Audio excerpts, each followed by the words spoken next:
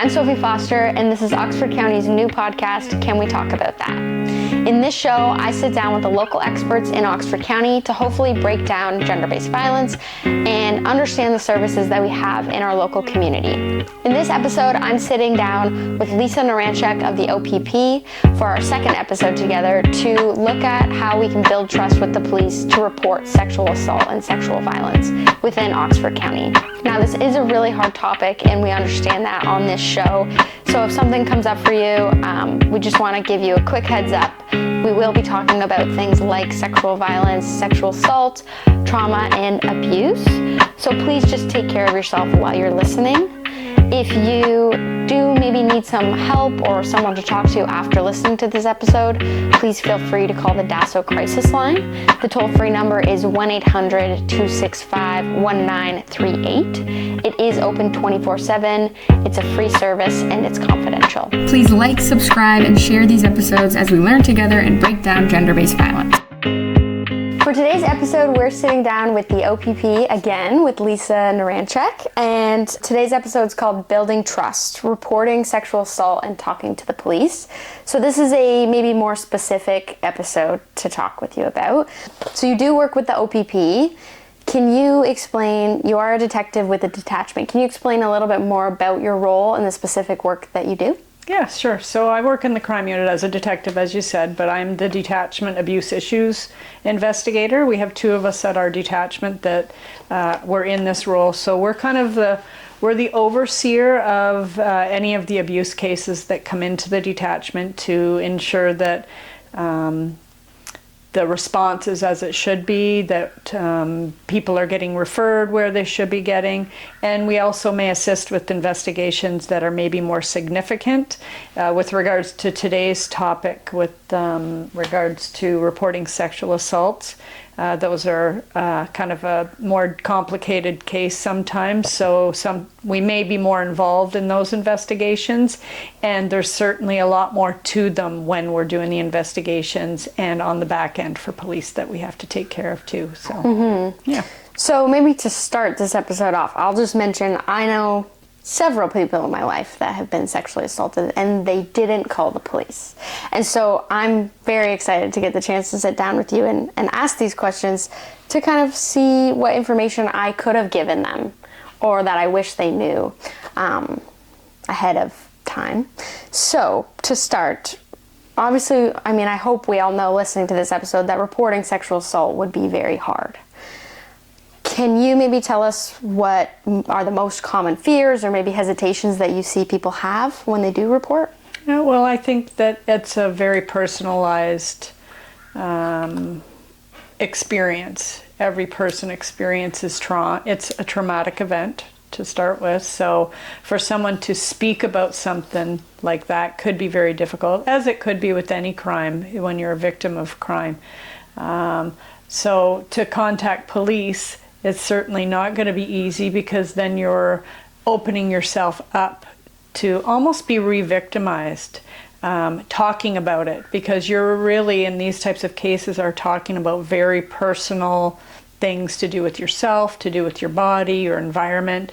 So as officers, we try to respond with the most compassion, with a victim-centered approach, trauma-centered approach, because everybody's traumatized that may be reporting when they're a victim of sexual assault. So the one thing that I can say, that when people do come forward, we have officers that are even further. We talked about training in our last episode, but for sexual assaults, there's even further training. So individuals that conduct the interviews are trained in very specific sexual assault type of interviews.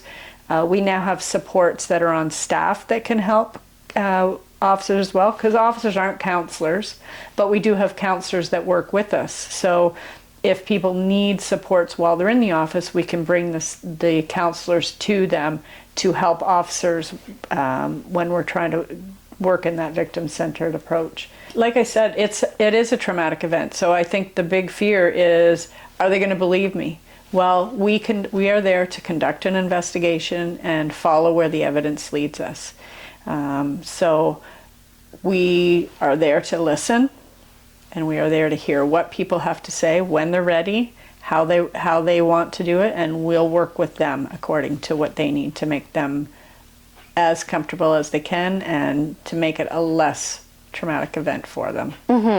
Well, and let's say too that maybe the call to 911 or the call to the police is their first step, and maybe they haven't reached out to community resources. That's the nice thing too, is with police kind of collaborating with not only the women's shelters, but OSAS, the sexual assault services. That's one way of connecting to all the community resources too. Yeah, and we've worked really hard to build partnerships with all these community partners, bridge the gaps that we've seen over the years. And now, thankfully, we have that extra sex assault counselor in our area, which is wonderful. Yes. And hopefully we can get more and continue to build the service. Hopefully we lessen the need for the service, but we know that there is a need. So yeah, we can almost, I have such a good relationship with them, I can almost phone them right away. But we have the supports where we can bring the supports to the people as they're reporting to ease the stress and the angst and the fear while they're going through this. Yeah, that's huge, huge. And just one more time, I know that I've already done the interview with Sarah from OSAS, but it is free. So if you didn't want to call the police first thing and you would like to go to them first, it's free counseling and specifically around sexual assault and abuse. So yeah, free, and they are wonderful over there. So I can't say enough wonderful things about them as well. Okay, so can we go back and maybe can you walk us through, let's say, I've dialed 911 and I've decided to report a sexual assault. What does that look like? Okay, so as I said before, so information goes through our call taking center and then gets dispatched to an officer that you see cruising around in the cruisers with the uniform. They're the individual first time responders. So they'll come out and start the investigation with an individual, start gathering all of the information. And what it generally looks like is we start with an interview. So we have a process that we have to take. The best place possible for officers to do an interview is within our detachments, but we do have flexibility. Technology is great. We have our interviews. We've got phones that we can interview people. So we try to work with the victim to make them comfortable and see where the best place is going to be for them. If they say, I'm not ready right now today at this particular moment, but they just give a bit of information, they can schedule a time. If they say, or I have to look after my kids, or I've got responsibilities, but I can come in later. We're very flexible. It's to work with the person and meet them where they're at. So it starts with an interview and we start gathering our information. Again, with the scenarios, every scenario is different. If it's something that has just happened or in the last 24 hours, something like that, then there's different processes that we would take versus someone who 5 months down the road is phoning in, because you're going to be missing different evidence at that time. If we have fresh evidence that we may need to follow as part of our investigation, for example, maybe there's some clothing that has evidence, we may have to seize certain things as evidence. If there's injury or anything like that, then we may get the victim or the person involved with the sexual assault centers, where they would get what we call a sex assault evidence kit. So that's dealing with that's not dealing with police, because we are not trained medical professionals. It's dealing with very specific professionals who are trained to do a series of tests. It could be on the body, but it's at there's the most local ones would be in London, and there's also one in Brantford. So for Oxford County, those would kind of be the ones that we would go to. And we would try to get supports to get you there, support you while you're going through it, so that we can get the best evidence if that's what you've decided to do. The things with that too is evidence doesn't leave. If once we've gathered it and we have it and we've documented it, if someone decides then I'm too afraid, I don't want to deal anything with this right now, then we would follow the lead of the victim. It's all about timing and when the individual is ready to move forward with things. Especially with a traumatic event. That can be really hard just to process that it happened, let alone deal with a whole system that you don't know anything about. Yeah, of gathering the information. So, and that's the thing, is that's just the beginning of the investigation at that point in time. You're just gathering the evidence. It's not even gone forward with charges or court processes and supports from there. But I do want them to understand that we try to give supports through the entire process. So from the very beginning of when we meet them, and we have our clinicians that ride with us, to long-term supports, getting them connected maybe with the sex assault clinic and the counseling that way, to supports right through the court system. Mm-hmm. Oh, wow, that's amazing. Yeah. Because I do know, we talked about this a little bit off camera, how hard court can be sometimes, and that sometimes it can be a long process, and that's nice to know that there's support for that. And even at Ingamo too, we have court support workers to hopefully help you, so you're not walking alone in that journey. Yeah, and you aren't walking alone. However, we have to keep in mind too, it is you telling your story.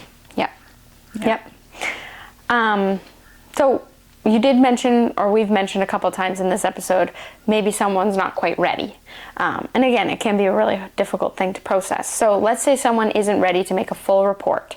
Are there ways that they can just call the police, talk, ask questions, and maybe get a little bit of advice or clarification on the process? Always. So always. And that would be, if they're not in an unsafe situation, that would be that non-emergent number where they just want to talk to somebody. And they could simply tell the comm center that they just want to talk to somebody about a possible sex assault or about a sex assault that had happened. An officer will reach out with them and start that conversation. The conversation is led by the individual. If they have just questions that they want to ask about reporting or about a possible scenario, that's up to the individual, and the officer should be following the lead of the person or victim or whatever to get them the information that they're looking for. But also at that point in time, maybe starting that connection with some of the community supports too, offering supports that may help them want to come forward with further information or further reporting information. So one specific thing, I think, the episode's called Building Trust. So I think for me mentioning, I've had several friends that haven't reported. And it does have more to do just with trust, like not just with the police too, but just fear and overwhelm and all the things. But this piece about trust, how do you think officers work to build trust with survivors? And what do you think's kind of changed over the years? Well, I think first of all, training has changed. We have adopted the victim-centered approach, the trauma-centered approach, and we are, as I talked in the other episode, starting from the get-go. When officers are hired, this is the expectation. We give them training, and they're taught how they should be responding and dealing with each call as it comes in. And also with the clinicians that we have that ride around with officers, we're hopeful that that's also helping to build the trust too, because as I don't know if it was in this episode or the other, but we're not social workers. Police are here to keep people safe, to enforce the laws. And now we have the social workers that kind of add to those skills too. Because we all take mental health training as well. And it's just how you want to work with the public and be there for them and keeping the victims of crime, sex assaults, gender-based violence, intimate partner violence, keep everybody safe. So I think that just as we grow over time and the education and knowing our community supports and being able to, maybe we're not the person you need, but here's a card, or I know so-and-so over at the sex assault service. Knowing those things, I think those types of things will help build the trust, and people will feel better about, oh, well, nobody broke the law today, but they actually reached out for me to so-and-so. So I think it's just long-term we're going to be building and gaining the trust over time. Yeah, I think that makes sense. And I've mentioned it in several episodes now, this idea in my head. I'm a visual learner, so I have this idea of like a web, and we all have different strands within this web. So the hope is that there's not as many holes in the web for people to fall through. We want to catch you. Yes, we do want to catch you. Yes, so the hope is that we can all work together to build a stronger web.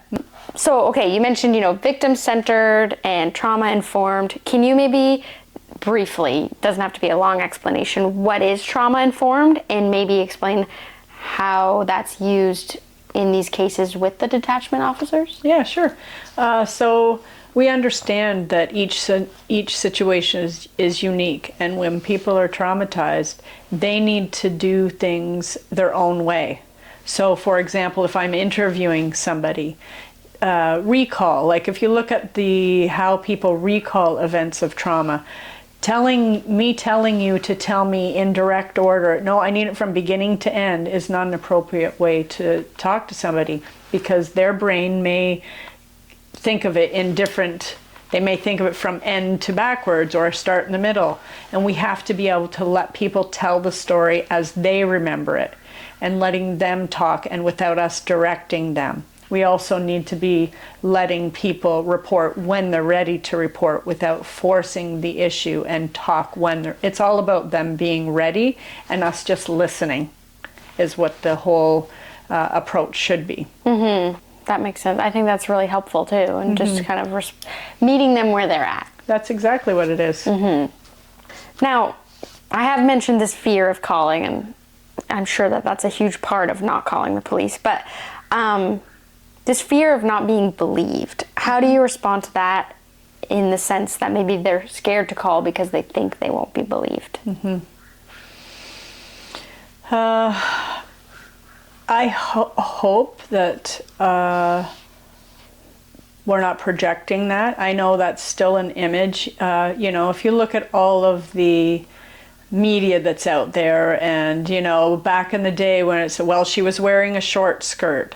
I feel strongly that we've gotten away from that mentality. We've moved forward into 2025, where we know that people have a story to tell, and officers are able to put their biases or beliefs or anything away, and we just listen to that individual and listen to their story and follow the evidence and follow the information that's presented, and that the truth will come out, and that they will be believed, that something has happened. And that's all we can do, is to keep presenting that kind of positive messaging out to people, and letting them know that we're here to listen to them, not direct them, not tell them how to behave or how to look. And we just want to hear what their story is, and we're willing to listen. Mm-hmm. Well, and just kind of letting the timing of like all the training and all that investment that's gone into this, the future of policing too, is kind of letting that unfold and seeing the benefits of those investments too. That's right. So let's say someone has reported. Let's say I've reported, and I've helped give evidence, I've helped give my story, and then I've decided this is too much. I've got too much going on. I just can't go through with this process. Am I allowed to change my mind? So when somebody comes in and starts a process and talks to police, some people just want to come in and tell their story. So, and that's okay too. We're there to listen to the story. So if you today come in and you interview with me and then say to me at the end of the interview, I don't want anything to happen as a result of this, police will not move forward with that. The one caveat to that is, if it's gone so far where someone's already been arrested and it's before the courts already, that's different. Okay. But at that point in time, then the individual or yourself, whoever the victim is then now working with the Crown Attorney, and then they're going to start articulating those concerns and worries to the Crown Attorney, who will deal with it then. But when it's still at the police detachment or the police officer, at any time, like you would come in, talk to me and say, I just want to talk, I don't want charges, and then the police will not lay charges. But if you come in and we talk and you say, today I don't want to lay charges, but you go home and you think about it and phone me the next week and say, I've decided I want to move ahead, police will move ahead. It's victim-led. Okay. So we follow you at your pace. Mm-hmm. Which is nice, because sometimes you need time to process and to think, and maybe talk to your friends about what happened and hear what they say. And all those things are so important in how these situations kind of unfold. Mm-hmm. And sorry, now I just thought of something that I have to say too, is thinking about, something happening, you go to the police, and then maybe you don't want to report and you talk to your friends. Friends can make a big difference in this situation, because if you, as a friend, are maybe judgmental, or maybe the friend says, you shouldn't have wore that skirt. Mm-hmm. that can make you think, well, I shouldn't report. So this is where this podcast comes in, because keep listening to the other episodes so that we can kind of unpack that. Because we do want these for maybe victims as well, but we also want this just for the general public to understand that we all play a role in how this unfolds. Yeah, we sure do. We've touched on this a little bit too in this episode, but let's say that it didn't happen just last night, and this sexual assault actually happened to, I'm going to stick with me, 5 months ago. Am I still able to call? Yep. 5 months ago, 1 year ago, 10 years ago, 20 years ago, you can still call police and report it. And again, it doesn't matter when you are a victim. When you're comfortable, you come forward and police will speak to you when you're ready to speak to police. There is no time limit on that. And that would just kind of still go through the whole investigation process. Still goes through the whole investigation process. The one thing with that is when we investigate offenses, we have our criminal code that we follow. So there's a new criminal code printed every year. If you report today in 2025 something that happened in 2005, the only thing that we do differently, and it doesn't affect anybody else, is we have to refer to the 2005 criminal code because things change. So laws also change. So we would have to, whatever the offense happened at that time, we just have to refer to it for that year. And that would be the same as what the judge would look at and stuff. But that doesn't matter to the victim. But keep it in mind, that's just something that police have to do. But there's no limit on when you can report that. Okay, that's really helpful. Because I do think, just thinking of it as trauma, it can take years to process that happened to you. Sometimes a lifetime. Sometimes a lifetime. And be able to not only tell the police, but to tell your friends and family that it happened. Yeah. That's sometimes hard in itself to do that. Yeah, it's very difficult. So let's say we're wrapping up our episode here. We got a couple more questions left. What would you want survivors, but also the public, to understand about sexual assault cases and how they're handled now? Okay. I think we've kind of covered a lot of it where we talked about it's really victim-centered. Police officers, we've come a long way in our training in how we handle these very specific investigations. No sex assault is the same. Every victim responds differently to what's happened to them, and police are aware of that, and that's how we approach it. And even though the law may be very specific, how we handle each investigation is unique, and we just encourage people to come and speak to police because, again, we just want to keep people safe and safe in their lives and be able to move forward and get help dealing with maybe what's happened to them. And maybe just, I'm going to add in one more question here too, is that let's say that they do report and it's kind of the police have done their report, they've done their investigation, and now they're in this big process with the court and the Crown Attorney and all these things that are scary.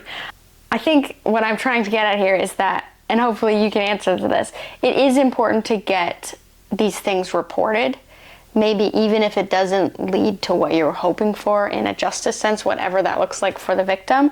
Does it help to have it on paper that this has been reported? Again, I think it's unique because I think each individual is different. Some people want to get the story off their chest. Maybe that's been something that they've been thinking about, so that's their way of getting the information out.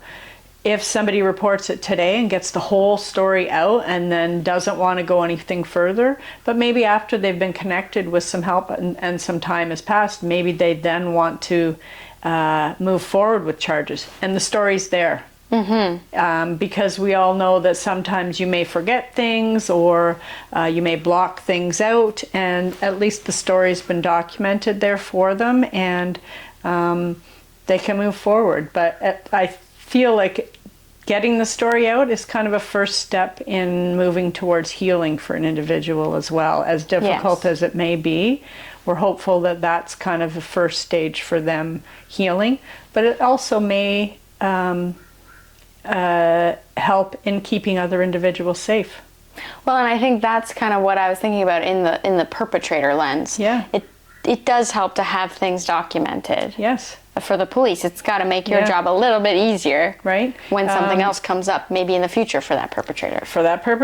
And police services are always looking at making connections. You know, there's historical cases that we could talk about, and police services have developed ways we document information so that if there is an unknown, then we're able to make connections and link based on some of the information and evidence that we've collected. So it is important to get the story out for their own safety, but it could be for the safety of other people too. Okay, so for our last question for the day, just to wrap up the episode, if someone's listening, something's maybe happened to them, they've lived through a sexual assault, and they're considering coming forward, what would you want to say to them?